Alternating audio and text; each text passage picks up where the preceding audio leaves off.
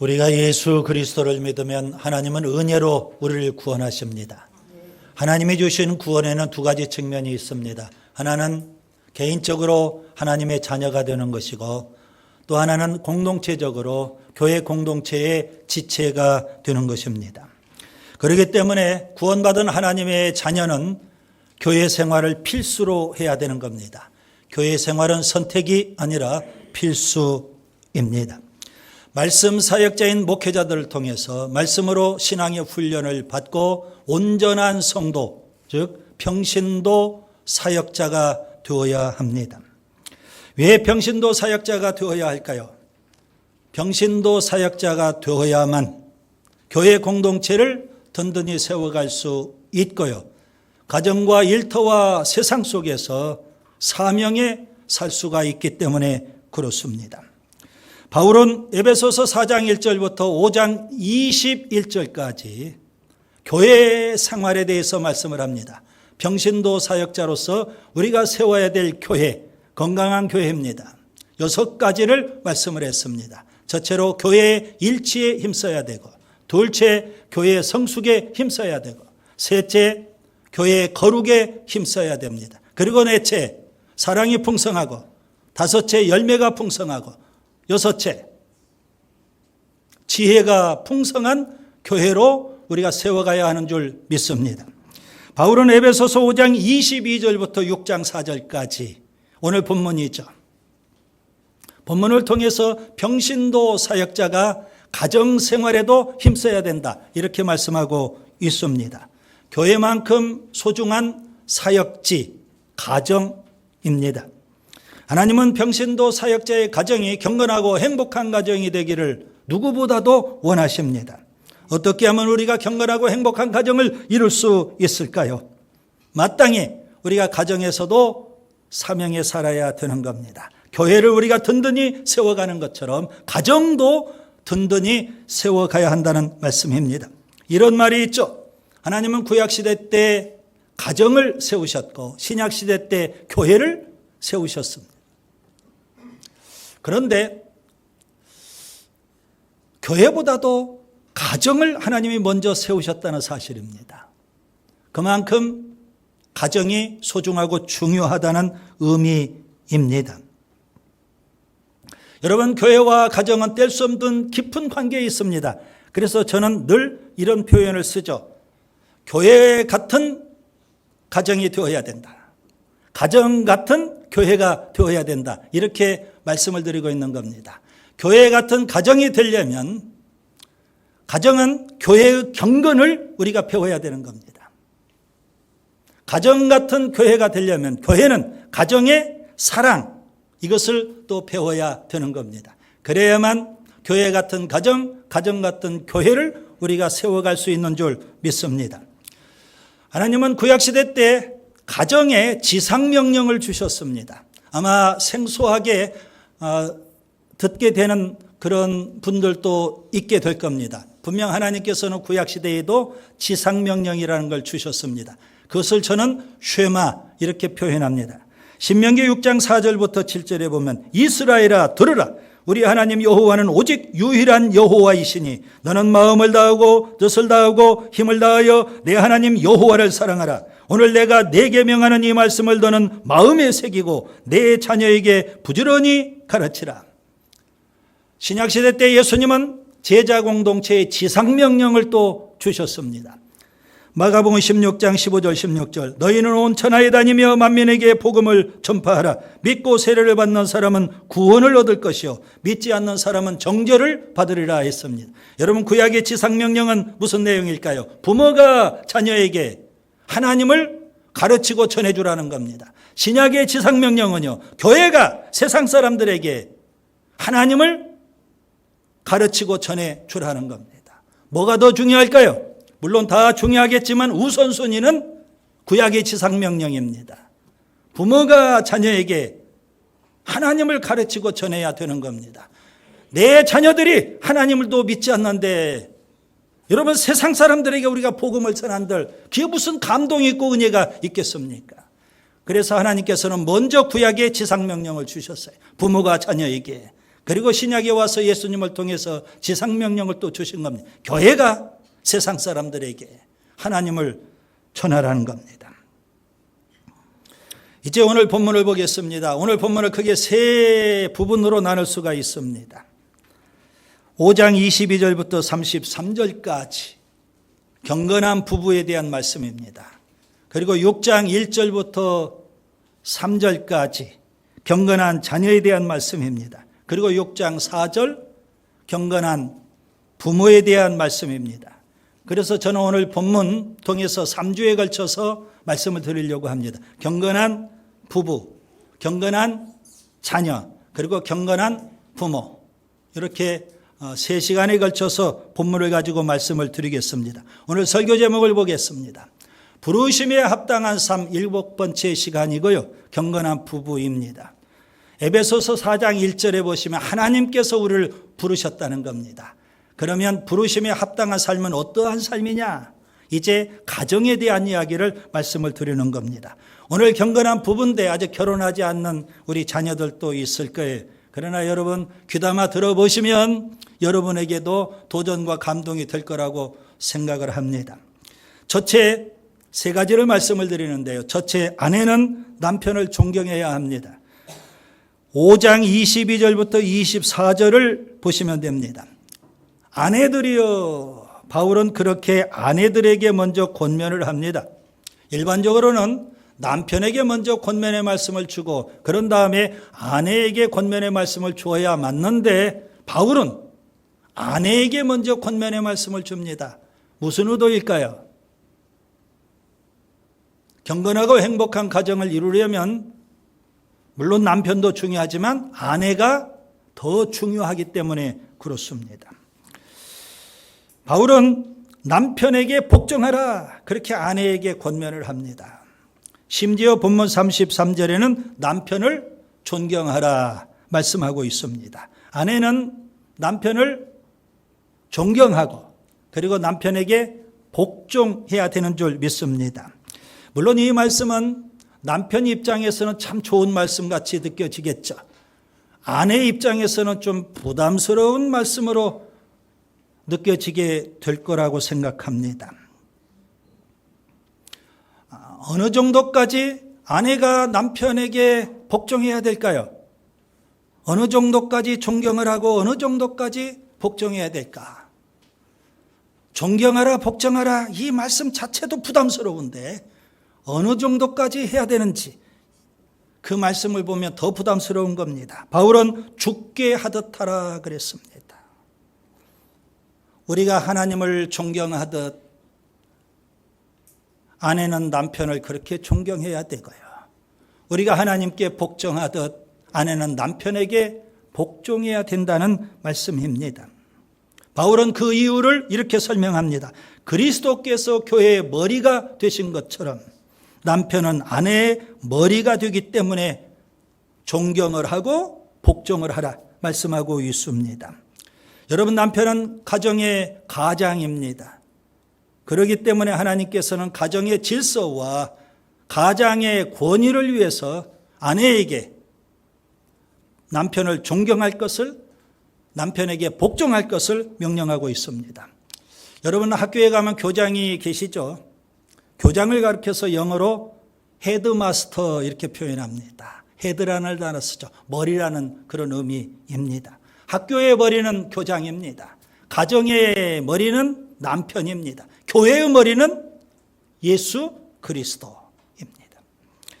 아내가 남편을 존경하며 남편에게 복종한다는 것, 여러분, 우리가 오해를 하면 안 됩니다. 남편이 아내보다 훨씬 더 우월하기 때문에 혹은 유능하기 때문에 그렇게 존경하고 복종하라, 그런 의미가 아닙니다.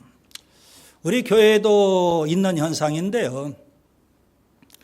남편보다도 아내가 더 학벌이 좋기도 해요. 그런 경우가 많아요. 또 아내가 남편보다도 또 직장이 좋아서 그런지 수입이 더 많은 경우도 있어요.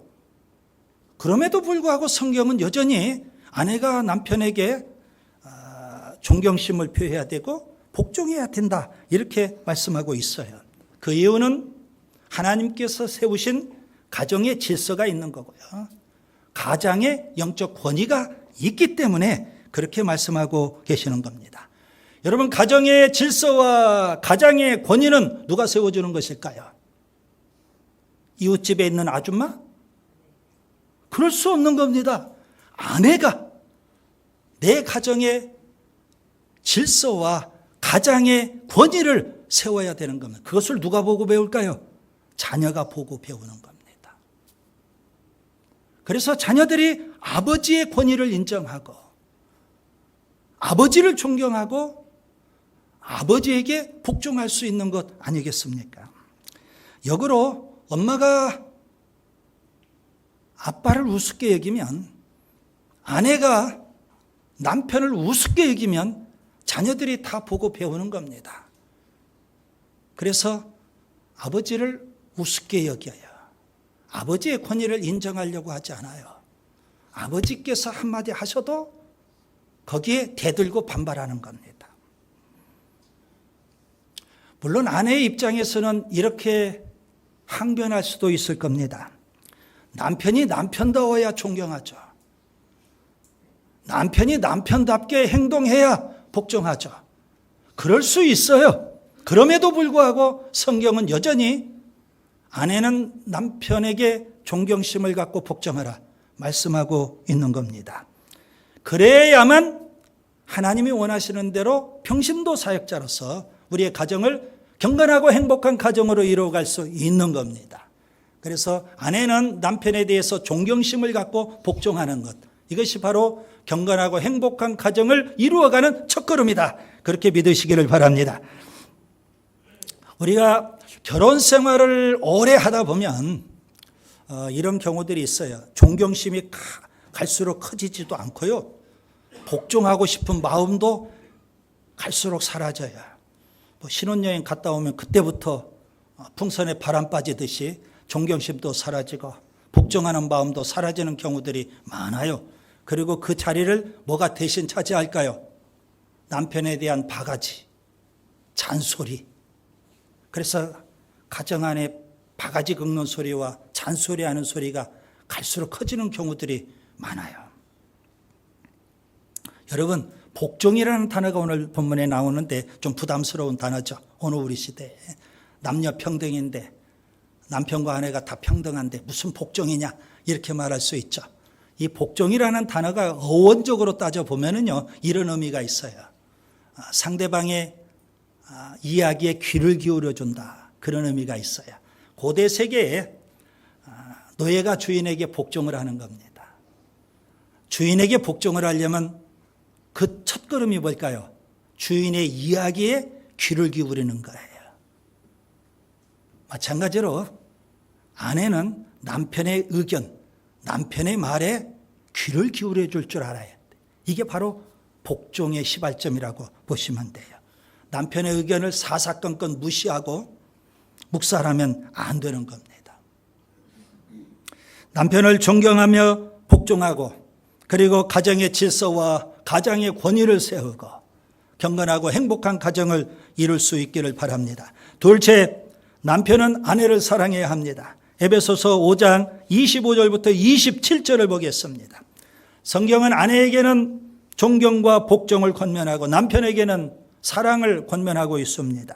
그런데 남편들은요, 사랑이라는 책임을 다하지는 않고 오히려 아내에게 복종과 존경만 강요하면 안 되는 거 아니겠습니까? 결혼을 했어요. 아내를 얻었다고요. 그런데 평생 몸종 부려먹듯이 부려먹는다고 한번 생각을 해보세요. 제가 만약 여자라면 그런 결혼 안 할 것 같아요. 결혼 한번 잘못해가지고 평생 노예가 되어가지고 몸종이 되어가지고 그렇게 남편을 섬기라고 하면 누가 하겠어요? 여러분, 그런 가정은 절대 행복한 가정이 될 수가 없는 겁니다. 남편의 이 요구되는 덕목은 아내 사랑입니다. 아내 사랑. 창세기 2장에 보면 하나님은 에덴 동산에 아담과 하와의 가정을 세워주셨습니다. 아담은 하와를 바라보면서 이렇게 사랑의 고백을 해요. 창세기 2장 23절, 이는 내 뼈 중에 뼈요 살 중에 살이라.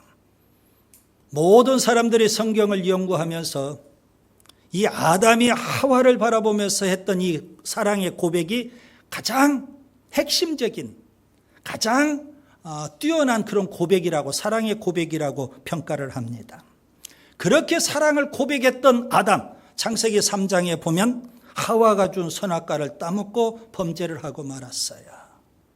그때 하나님께서 범죄한 아담과 하와에게 나타나셔서 아담에게 책임 추궁을 하시죠. 왜 따먹었느냐. 그때 아담의 이야기는 참 충격적이에요. 하와 탓을 합니다. 사랑의 고백은 다 잊혀버리고 하와 탓을 해요. 창세기 3장 12절, 하나님이 주셔서 나와 함께 있게 하신 여자, 그가 그 나무 열매를 내게 주므로 내가 먹었나이다. 그런 아담과 하와에게, 그런 아담에게 제가 이런 성경 구절을 좀 들려주고 싶어요. 요한일서 5장 18절, 말과 혀로만 사랑하지 말고 행함과 진실함으로 하자. 여러분, 이 말씀을 이분법적으로 나누면 안 되는 겁니다. 둘 중에 하나를 선택하면 안 되고 둘 다 선택해야 돼요. 말과 혀로 먼저 사랑을 고백할 줄 알아야 돼요. 그리고 행함과 진실함으로 사랑을 실천해야 되는 겁니다. 자, 그런데 문제는 남편이 아내를 사랑해야 되는데, 사랑의 고백도 하고 사랑도 실천해야 되는데 어느 정도까지 사랑을 실천해야 될까요? 이게 또 문제예요. 어느 정도까지 사랑을 실천해야 될까요? 본문 25절을 보면 바울은 간단하게 설명을 합니다. 그리스도께서 교회를 사랑하신 것 같이 남편은 아내를 사랑해야 된다는 겁니다. 자, 그러면 그리스도께서 교회를 어느 정도까지 사랑하셨을까? 이걸 알아야 되지 않겠습니까? 바울은 세 가지로 정리를 합니다.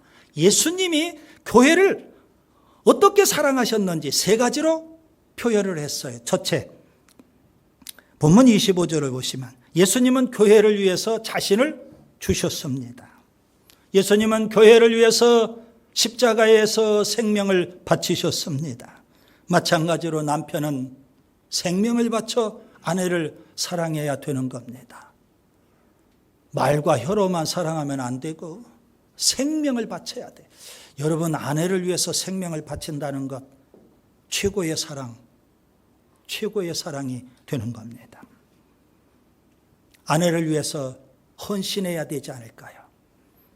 아내와 함께 시간도 보내고 함께 생각도 나누고 함께 인격적인 교제와 대화도 나누고 결정적인 순간에 아내를 위해서 생명까지도 바치는 게 예수님이 교회를 사랑하시는 사랑이 그런 사랑이에요. 둘째, 본문 27절에 보시면 예수님은 교회를 영광스럽게 하십니다.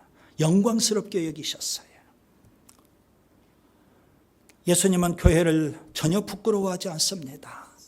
오늘 우리 시대의 교회를 봐도 허물이 많죠.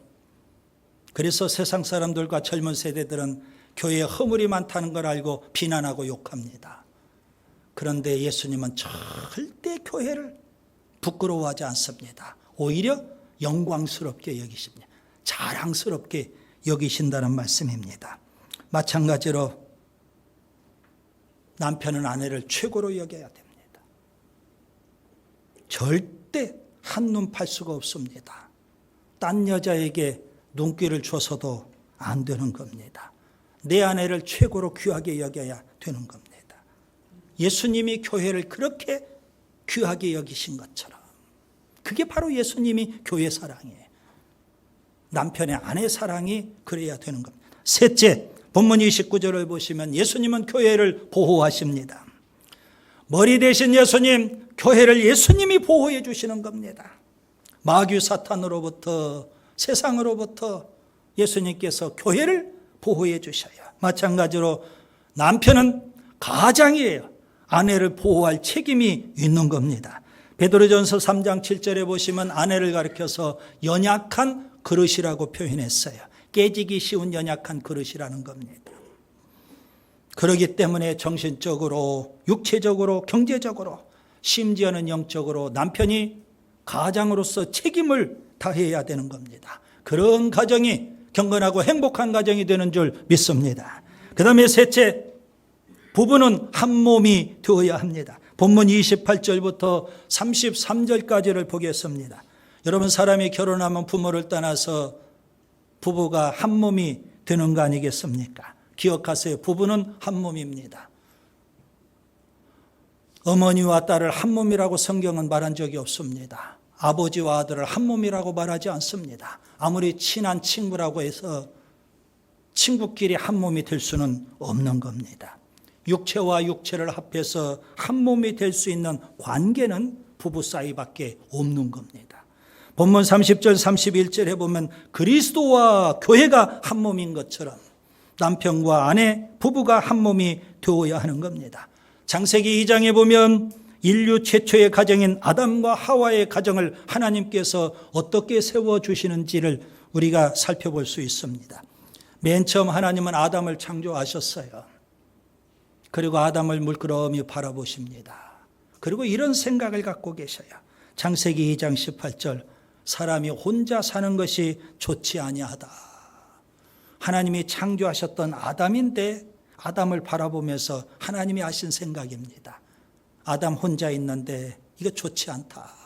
그래서 하나님께서는 아담을 깊이 잠들게 하시고 하나님의 수술대에 위에 올려놓고 아담을 잠들게 하신 거예요. 그리고 하나님께서 아담을 수술하십니다. 아담의 갈빗대 하나를 뽑아가지고 돔눈 배필로 여자를 만드셨어요. 그 여자의 이름이 여러분이 잘 아는 하와입니다. 아담이 수술대 위에서 이제 잠이 깨었고 회복이 됐어요. 그때 하나님께서 하와를 아담에게로 이끌어 오셔요. 아담이 하와를 바라보면서 사랑의 고백을 합니다.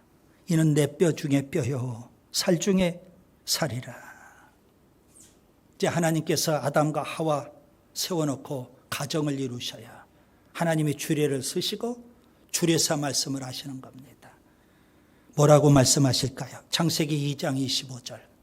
이러므로 남자가 부모를 떠나 그의 아내와 합하여 둘이 한 몸을 이룰지로다. 그런데 여러분, 이 하나님의 주례사를 보면 뭐가 이상하잖아요. 아담과 하와는 인류 최초의 사람들이에요. 그들에게는 육신적으로 부모가 없어요. 그런데 하나님께서는 주례사에 뭐라고 말씀하실까요? 부모를 떠나 둘이 한 몸이 되라. 여러분, 이 말씀은 아담과 하와에게만 주례사로 주신 말씀이 아니잖아요. 아담과 하와 그 이후 인류 역사가 지속될 때 모든 결혼하는 가정에 하나님이 주시는 주례사 말씀이에요. 부모를 떠나 부부가 한 몸이 되라, 이 말씀이에요. 여러분, 결혼이란 무엇일까요? 결혼은 단지 남자와 여자가 서로 사랑을 나누고 양쪽 집안의 허락을 받고 하객들의 축복 속에 서로 맺어지고 그리고 가정을 이루고, 이게 결혼일까요? 거기에는 두 가지가 빠진 거예요. 하나는 하나님이 없어요. 하나님이 세워주시는 가정이 되어야 합니다. 이것이 바로 아담과 하와 최초의 가정을 세우신 하나님의 창조 원리입니다. 또 하나는 부모를 떠나지 못한 게 있어요.